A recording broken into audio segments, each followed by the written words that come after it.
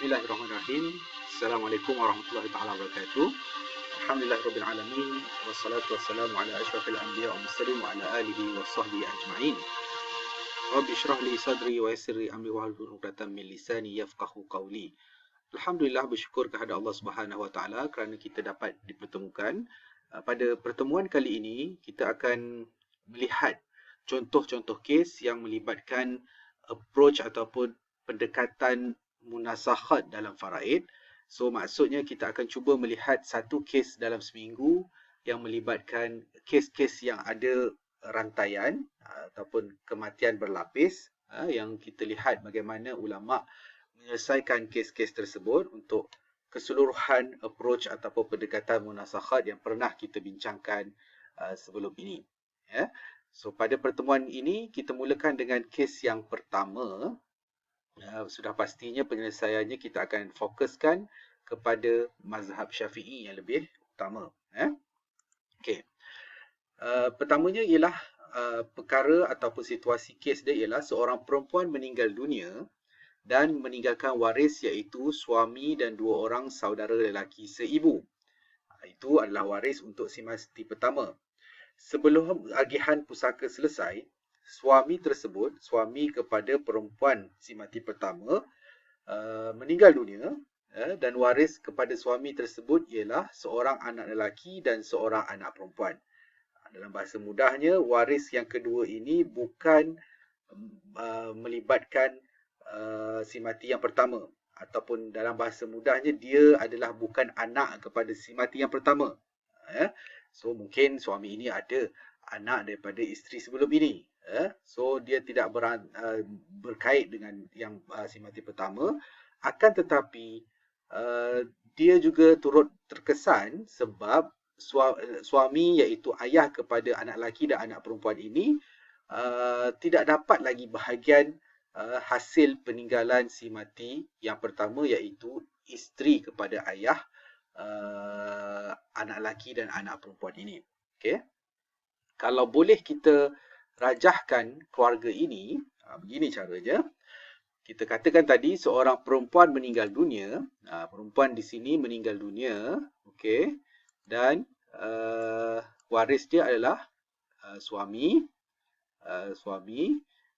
dan juga dua orang saudara lelaki seibu. Dua orang lelaki seibu.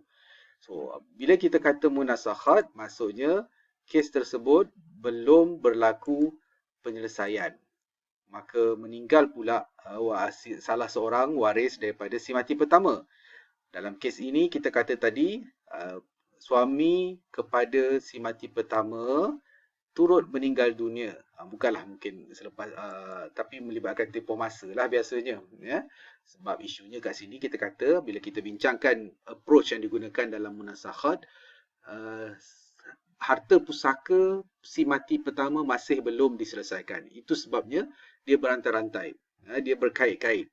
Dia ada hak daripada si mati pertama, kemudian dia turut meninggal dunia, menyebabkan waris-warisnya juga akan terpanggil walaupun waris si mati kedua tidak berkait. Siapa waris si mati kedua? Cuba kita perhatikan. Okay.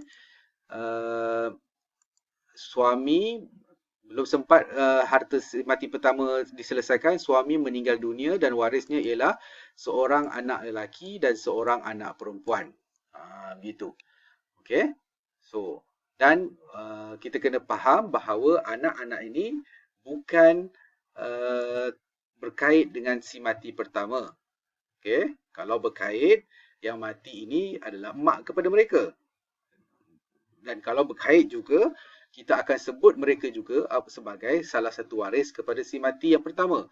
Tapi kali ini tidak. Itu keunikan dalam belajar munasakhat apabila melibatkan beberapa kematian.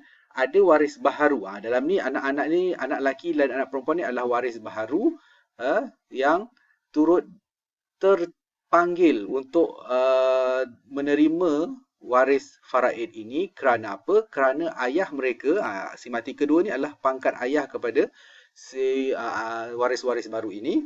Maka di sinilah keperluan kepada pengiraan secara menyeluruh daripada waris si mati pertama dan waris si mati kedua. Untuk adik-beradik ataupun saudara lelaki seibu, mereka tidak menjadi waris kepada suami ini kerana mereka hanya berpangkat ipar sahaja. So mungkin dia tidak ada bahagian yang telah ditetapkan. Walaupun kita akan selesaikan satu persatu kerana dalam menyelesaikan munasakhat kita kena mulakan daripada kes yang pertama, siapa waris mereka. Kemudian kes yang kedua, siapa waris mereka, dan kita akan gabungkan. Okay. Dalam kes yang pertama ini, kita akan selesaikan begini. Penyelesaiannya adalah begini. Pertama sekali, kita kata kita selesaikan dulu kematian pertama. Siapa yang mati pertama tadi? Seorang perempuan.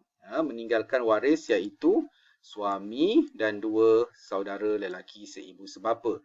Simple saja. Okay. Dalam situasi ini, suami mendapat 1/2. Kenapa 1/2? Fardunya kerana yang mati itu tidak meninggalkan zuriat. Kita kena faham, mesti related zuriat itu directly kepada yang meninggal dunia. Walaupun suami itu ada anak daripada hasil perkahwinan sebelum ini, itu adalah anak suami, bukan anak kepada isteri ataupun anak kepada si mati dalam kes kematian pertama ini. Kemudian saudara lelaki seibu disebabkan bilangannya ialah 2 orang, maka mereka akan berkongsi pada portion 1/3. Cuba kita perhatikan pada peringkat awal 2 dengan 3, maka nombor ini boleh bertemu pada nombor 6 iaitu gandaan sepunya terkecil 6. Dan saham setiap waris adalah 6/2 darab 1, 3. Itu adalah untuk suami. Dan bagi adik-beradik seibu 6/3 darab 1, 2. Walau bagaimanapun, kalau kita campurkan, jumlahkan bahagian waris-waris yang mendapat pecahan ini, fardu ini, maka bahagian mereka baru bernilai 5. Iaitu 3 di bahagian suami dan 2 di bahagian saudara lelaki seibu. Sedangkan jumlahnya adalah 6. Maka dalam mazhab Syafi'i ada satu bahagian iaitu 1/6 ataupun baki yang perlu kita serahkan ke Baitul Mal. Itu pendekatan untuk kematian yang pertama, kita selesaikan terlebih dahulu. Okay. Seterusnya, kita kata ada kematian yang kedua. Itulah kematian berangkai ini perlu kita selesaikan satu persatu. Untuk kematian kedua, yang meninggal kita kata suami tersebut. Suami tersebut meninggal dunia.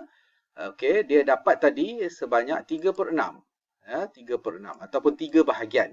Nombor yang atas itulah saham yang didapat itu 3. Sebab nombor 6 itu adalah jumlah keseluruhan untuk kes yang pertama.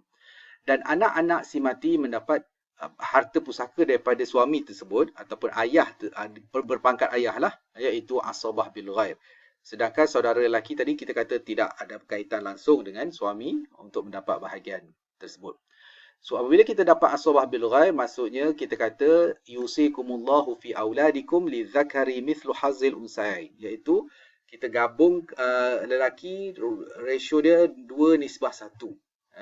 So di sini kita tengok bahagian lelaki 2, bahagian perempuan 1. So jumlah asal masalah untuk waris-waris si mati kedua adalah 3.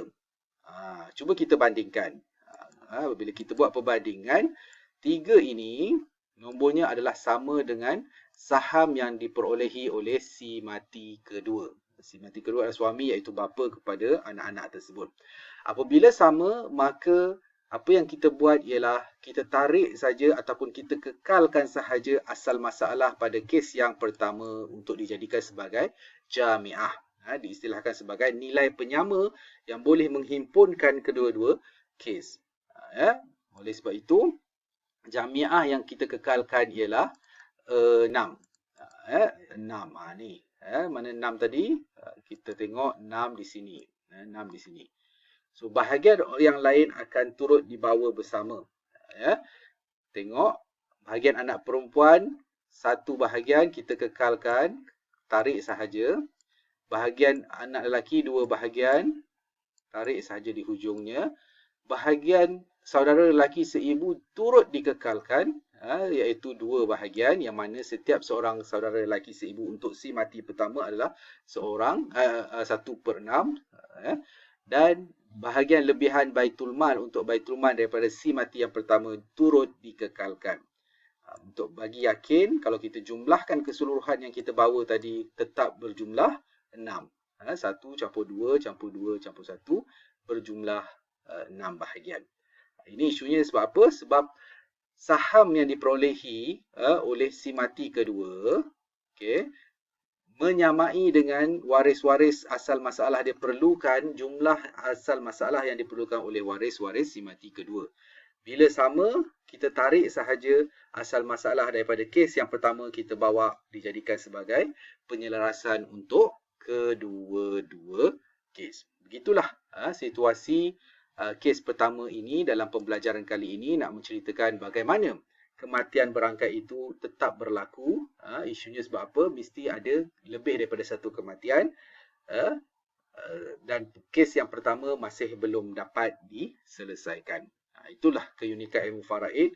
Dia cuba selesaikan keseluruhan kes. Dia senaraikan setiap waris, dan setiap waris yang berhak akan dapat habuan masing-masing mengikut peraturan dan formula yang telah ditetapkan.